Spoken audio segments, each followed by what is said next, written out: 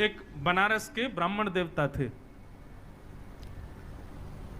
भागवत जी का रोज पाठ करते थे। मैंने पहली कथा में, सबसे पहली कथा में, और आज के ही दिन 21 जुलाई 2015 को ये कथा मैंने कही थी, आज 21 जुलाई 2023 को दोबारा कह रहा हूं। बीच में मुझे याद नहीं मैंने कभी कही हो। पहली कथा का मुझे एक एक क्षण याद है, और मुझे देखो ये भी याद है कि ये कथा मैंने 21 जुलाई 2015 को ही कही थी। तो एक ब्राह्मण देवता थे, यहां पर सहनशीलता का भी दर्शन होगा और श्रोहिदः सर्वदेही नाम, सबका भला हो, इसका भी दर्शन होगा इस कथा में। तो एक ब्राह्मण थे, वो भागवत जी का रोज पाठ करते थे।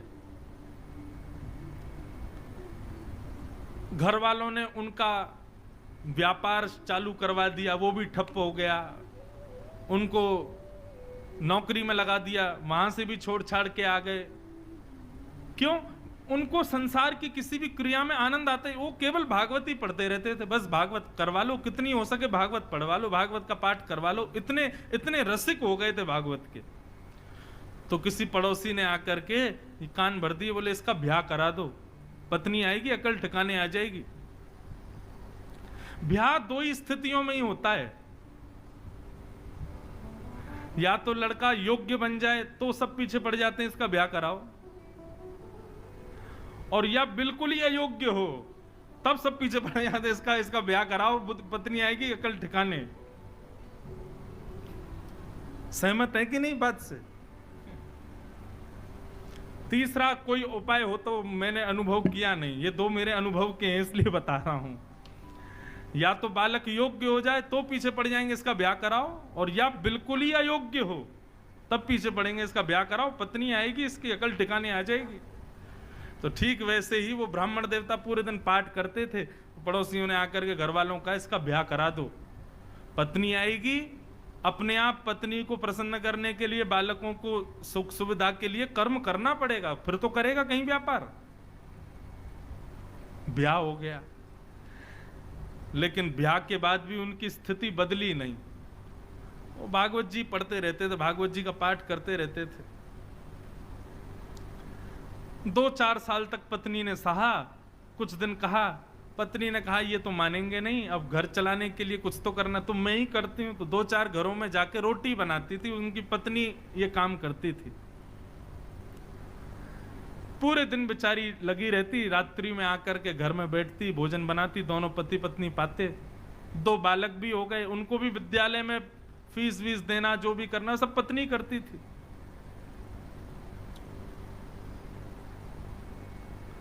एक दिन उस ब्राह्मण के घर पर कुछ संत पधारे, और संत भी ऐसे समय पर आए जिस समय पर घर का पूरी प्रसादी भोजन सब समाप्त हो चुकी थी, सब पा चुके थे। प्राचीन काल में, प्राचीन भारत में संतों को घर में आने के लिए अनुमति नहीं लेनी पड़ती थी। संत जब जिसके यहां जाना चाहे पहुंच जाते थे, और जिनके घर पहुंचते थे वो अपने धनभाग्य मान करके उनको भोजन वगैरह पवाते थे, खुद छत पे सोते थे, उनको कमरों में सुलाते थे। ये प्राचीन भारत था, अब का भारत नहीं है। अब तो संत पहुंच जाएं, फोन करें, अरे भैया हम तुम्हारे नगर में आए, बोले हम तो सब बाहर हैं, छुट्टी मनाने गए महाराज जी, आपको पहले बताना चाहिए था, 1 हफ्ता पहले फोन करते तो हम करते कोई व्यवस्था। अब आप एंड टाइम पे फोन करोगे, हम भी कोई फ्री थोड़ी बैठे हैं। अब का भारत अलग है।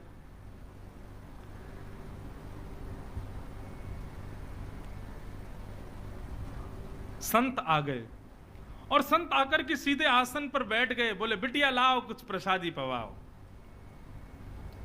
अब प्रसादी तो कुछ थी नहीं, और कभी रसोई में जाए, कभी कहीं जाए, कभी कुछ करे, कभी कुछ करे, कोई योग्य कुछ भी साधन नहीं मिला। बार बार बिटिया को इधर से उधर भागते देख संत समझ गए कि हम गलत समय पे आ गए हैं, यहाँ पे अभी कोई व्यवस्था है नहीं। संत उठ गए, उठ करके बोले बिटिया महादेव की इच्छा होगी तो फिर कभी आएंगे, हाँ अभी चलते हैं। और प्रणाम करके सब चले गए। ब्राह्मण की पत्नी बहुत निराश हो गई। क्यों? बोले आज तक मैं सह रही थी अपने पति के सब भावों को, ये कुछ नहीं करते, मैं सब जानती हूं, भागवत जी का पाठ ही इनका सर्वस्व है, मैं सब जानती हूं। लेकिन आज महात्मा हमारे घर आए और हम उनको कुछ पवा ना सके, ऐसी स्थिति तो मुझे स्वीकार नहीं थी। आज यदि मेरे पति भी कुछ काम करते, घर में थोड़ा धन होता, अनाज होता, भोजन ज्यादा होता, तो उनको पवाती। अब अकेली मैं नारी, पति को भी खवाऊं, बच्चों को भी खिलाऊं, खुद भी खाऊं, कहां तक चलाऊंगी घर को? पूरे दिन बस भागवत जी पढ़ते रहते हैं, कुछ करते धरते हैं नहीं। आज पत्नी को क्रोध आया और भीतर कमरे में गई तो पंडित जी वही भागवत जी का पाठ कर रहे थे प्रसन्न मुद्रा में। पत्नी बोली, पूरे दिन इसी को पढ़ते रहते हो, क्या दे दिया भागवत ने हमको?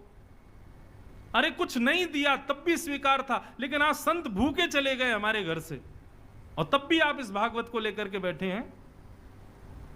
पत्नी ने भागवत जी की पोथी उठाई और ब्राह्मण के सिर पर ही मार दी। बोले, इसको लीजिए और निकलिए घर से, मैं अकेली चला लूंगी घर को। यही भागवत तुम्हारा सर्वस्व है तो इनके साथ अकेले कहीं और रहो, यहां लौट करके मत आना जब तक मन में भाव ना आ जाए कि मुझे कुछ करना है। ब्राह्मण देवता अपनी भागवत जी को, उसके पन्ने बिखर गए थे, सब समेट करके हृदय से लगा करके रोने लगे और मनी मन विचार करने लगे, हे नाथ, मेरी पत्नी को आप साधारण पृष्ठ के रूप में दिखाई देते हो, पन्ने के रूप में दिखाई देते हो, लेकिन मैं जानता हूं ना आप प्रत्यक्ष कृष्ण हो। हे नाथ, मेरी पत्नी का कल्याण करना, यह है सुहृद सर्वदेहि नाम, सबका हित चाहने वाला। आप मेरी पत्नी का कल्याण करना, उसका मंगल करना नाथ। और अपनी भागवत जी को समेट करके गंगा किनारे चले गए और गंगा किनारे जाकर के खूब रोए, ठाकुर जी को याद कर करके, कथाओं को पढ़ पढ़ के खूब रोए। बोले, मुझे इस बात का दुख नहीं कि पत्नी मुझ पर चिल्लाई, पत्नी ने मुझे गलत कहा, लेकिन मुझे इस बात का कष्ट है कि मेरी प्राण प्यारी भागवत जी को उसने इस प्रकार निरादर किया। ये साक्षात कृष्ण है। कोई बात नहीं ठाकुर जी, उसको सद्बुद्धि देना, उसका कल्याण करना। इतनी सहनशीलता, इतना समत्व और इतनी सुहृदता को देख करके ठाकुर जी रह नहीं पाए और भगवान नन्हे से बालक बन करके काशी में प्रकट हो गए। ऊंची धोती पहनी, सिर पर स्वाफा बांधा, स्वाफा बांध करके एक टोकरी को अपने सिर पर धारण करके ठाकुर जी बनारस की गलियों में घूम रहे हैं और घूमते घूमते उस ब्राह्मण के घर पहुंच गए। गेट खटखटाया, ब्राह्मणी ने गेट खोला। नन्हा सा बालक, बड़ा प्यारा सा, सिर पर टोकरी लेकर के आया है। ठाकुर जी भीतर प्रवेश कर, ब्राह्मणी बोली, कहां चले आ रहे हो? कौन हो भैया? क्या हो? कहां से आए हो? और ये सब क्या टोकरी में? ठाकुर जी कुछ नहीं बोले, मौन, मुस्कुरा रहे हैं बस।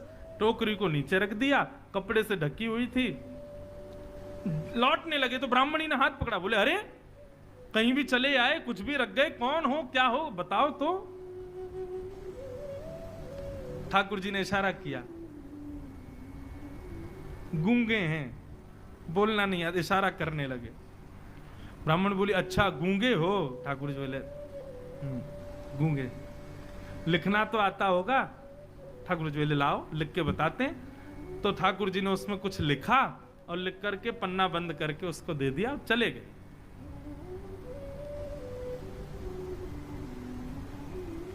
ठाकुर जी ने क्या लिखा था कि आपके पति, जो भी उनका नाम, वे मेरे यहां मजदूरी करते हैं और आज से नहीं, बचपन से मेरी मजदूरी कर रहे हैं, लेकिन आज तक उन्होंने अपना वेतन मुझसे नहीं लिया है। आज तक उन्होंने अपना जो उनकी मजदूरी होनी चाहिए वो उन्होंने मुझसे ली नहीं है। लेकिन आज मुझे किसी ने आकर के बताया कि उनको धन की बहुत आवश्यकता है, तो बचपन से लेके आज तक उनकी जो मजदूरी थी वो मजदूरी में देने आया हूं। और ऐसा लिख करके और ठाकुर जी वहां से चले गए। बोले, मजदूरी? जैसे ही कपड़ा हटाया तो उस डलिया में सोने, चांदी, हीरे, जवाहरात, सबसे भरी हुई लबालब वो डलिया, ऐसी ऐसी मणियां, जो मणियां विश्व में देखने को नहीं मिलती, वो सब उसमें रखी थी। पत्नी मन में सोचने लगी, अरे मैं तो बेवजह गुस्सा हो रही थी, मेरे पति तो छुपा रुस्तम हैं छुप छुप करके कहीं जाकर के मजदूरी करते थे, मुझे बताया भी नहीं। हो सकता है मैं घरों में रोटी बनाने जाती होंगी, उस समय चले जाते होंगे, और बताओ देखो मुझे बताया नहीं। आज इतना धन, अरे हम तो करोड़पति हो गए, हम तो खरबपति हो गए। मैंने भी बेवजह अपने पति पर गुस्सा किया। बालकों को भेज दिया, जाओ पिताजी जहां मिले उनको बुला लाओ। बालक गए तो पिताजी गंगा के किनारे बैठे रो रहे थे। पिताजी पिताजी, माँ ने आपको घर बुलाया है, चलो। बालक चले गए, उन्होंने भागवत जी की पोथी को हृदय से लगाया, रोते हुए घर आ रहे थे और बार बार प्रार्थना कर रहे थे, हे नाथ कृपा करना मेरी पत्नी की बुद्धि सुधरे। जैसे ही अपनी गली के घर की गली में आए तो अपने घर को पहचान ही नहीं पाए। क्यों? आज तो घर का स्वरूप ही बदल गया। दिए जल रहे हैं, द्वार पर बढ़िया सुंदर रंगोली बनी हुई है, सुंदर पुष्पों से घर के द्वार को सजाया हुआ है। ब्राह्मण बोले ये मेरा ही घर है। सुबह तक तो ऐसा लग रहा था तेजहीन, और अभी ऐसा लग रहा है मानो सारे देवता ही मेरे घर में आ गए हों। ये क्या स्थिति हुई? चंद घंटों में सब बदल गया। ब्राह्मण ने जैसे ही भीतर प्रवेश किया, पत्नी ने आकर के थाल से आरती उतारी, जय हो, नए नए वस्त्र पहने हैं। ब्राह्मण को समझ नहीं आया, बोले ये सब क्या हुआ देवी? सुबह तो तुम बड़ी नाराज थी, हैं? सुबह तो हमारी पोती हमारे सिर पे मार दी, भगा दिया घर से, और हमारी आरती उतार रही हो, ये सब क्या हुआ? ब्राह्मणी बोली आपकी चोरी पकड़ी गई। बोले मेरी चोरी? कौन सी? आप अपने आप को दिखाते हैं कि आप कुछ करते नहीं हो, लेकिन आपने बचपन से मजदूरी की है। आज आपका मालिक आया था आपकी मजदूरी देने के लिए। ब्राह्मण बोले मेरा मालिक? कौन सी मजदूरी भैया? बोले हाँ, गूंगा मालिक आया था, आपको बोलना नहीं आता, उसको गूंगा है ना वो। ठाकुर जी ब्राह्मण देवता बोले गूंगा मालिक? ये कैसा मालिक है भैया? क्या मजदूरी देके गया? कक्ष खोल करके दिखाया तो डलिया रखी थी, सोने चांदी हीरे जवाहरात सब उसमें रखे थे। बोले देवी मेरा कोई मालिक नहीं है, ये मेरी कोई मजदूरी नहीं, मैं कुछ नहीं करता, मैं तो केवल भागवत अध्ययन करता हूं। बोले आपका मालिक आया था, गूंगा मालिक, और वो बता करके गया कि आपने मजदूर। तुमको कैसे पता? वो तो गूंगा था, बोलना जानता, तुमको कैसे पता? बोले ये पर्चा दिया। जैसे ही पर्चा खोल करके देखा तो सारे शब्द उस पर्चे में घूमने लगे, और तभी उस पर्चे पर ही त्रिभंग ललित श्याम सुंदर की आकृति प्रकट हो गई। ब्राह्मण देवता रोने लगे और रो करके अपनी पत्नी के चरणों में प्रणाम किया और कहा, हे देवी, ये कोई सामान्य व्यक्ति नहीं थे, सामान्य मालिक नहीं थे, पूरे विश्व के जगत नियंता, जगदाधार, जगदीश्वर थे। मैंने बचपन से आज तक भागवत का पाठ कभी अपने सुख के लिए नहीं किया, केवल उनके लिए किया। इसीलिए जगत मजूरी देत है, क्यों राखे भगवान। जग को सब मजदूरी देते हैं, मेरी मजदूरी देने आज श्याम सुंदर आए थे, वही आकर के सब दे करके गए।